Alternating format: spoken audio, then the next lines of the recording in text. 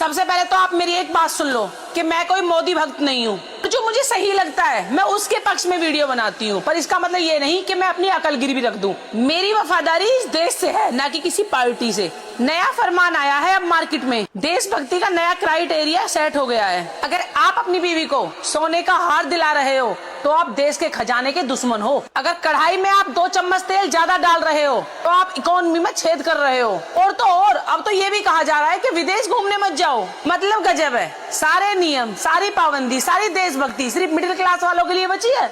और अमीर आदमी प्राइवेट जेट में बैठकर पूरी दुनिया नाप दे, उसमें कोई पाबंदी नहीं। लेकिन एक मिडिल क्लास आदमी अपनी पूरी जिंदगी की जमा पूंजी जोड़कर अगर एक बार विदेश घूमने का सपना देख ले तो उसे कहा जाता है कि बेटा घर में बैठो, देश का पैसा बाहर जा रहा है। ये तो बड़ी अजीब बात है। मिडिल क्लास आदमी टैक्स भी दे और अपनी इच्छाओं का गला भी घोटे। मोदी जी, हम आपका सपोर्ट करते हैं और दिल से करते हैं, लेकिन ये क्या बात हुई? मतलब अब आम जनता अपनी दाल में तड़का देश की जीडीपी देख के लगाएगी? आप बोल रहे हो कि सोना मत खरीदो, तेल मत खाओ क्योंकि देश का खजाना कम हो रहा है। अरे मोदी जी, ये बताओ, जो पिछले 10 सालों से मेक इन इंडिया का ढिंडोरा पीट रहे थे, वो क्या सिर्फ म्यूजियम में रखने के लिए था?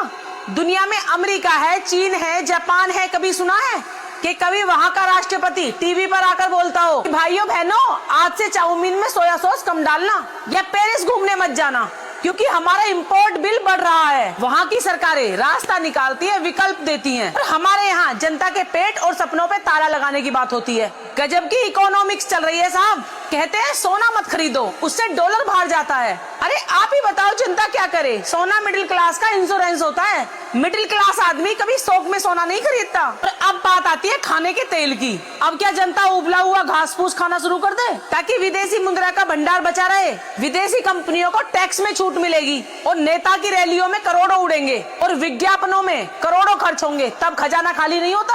अब एक आम आदमी घर के लिए तेल खरीदता है या फिर कहीं घूमने की सोचता है। ये तो वही वाली बात है ना कि खुद तो राजा की तरह रहो और प्रजा से कहो कि बेटा कल से पानी पीकर सोना, क्योंकि राजा साहब को नया महल बनवाना है। मोदी जी, हम आपके साथ हैं।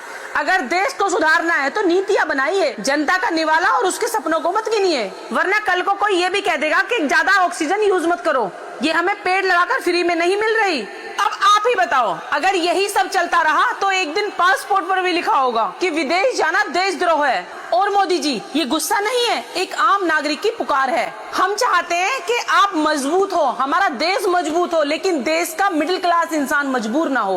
और अंत में मैं अपने ऑडियंस से एक बात पूछना चाहती हूँ, अगर आपको एक नीति बदलने का मौका मिले तो आप सबसे पहले किस टैक्स या किस पाबंदी को खत्म करोगे?